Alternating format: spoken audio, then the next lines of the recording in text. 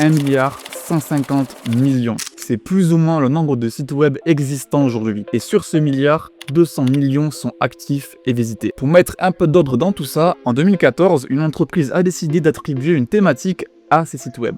Business, sport, art, jardinage, médias, santé, shopping, etc.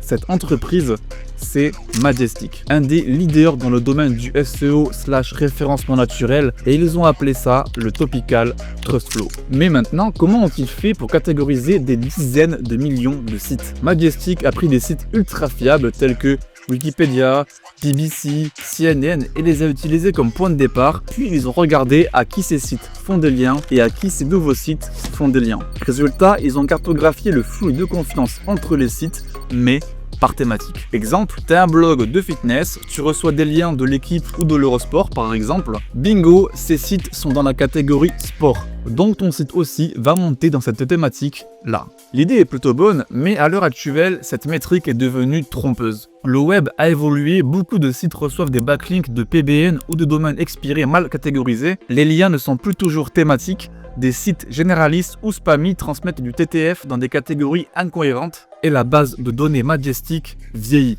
Certaines catégories ou flux ne sont plus à jour et du coup ne représentent plus l'autorité réelle. Résultat, un site peut afficher un bon TTF dans une thématique sans réellement traiter ce sujet. Le commun des mortels s'en contrefiche évidemment, mais pour ceux qui font du SEO et du netlinking, rappelez-vous que cet indicateur est vieillissant et de moins en moins fiable aujourd'hui quand vous achetez des liens.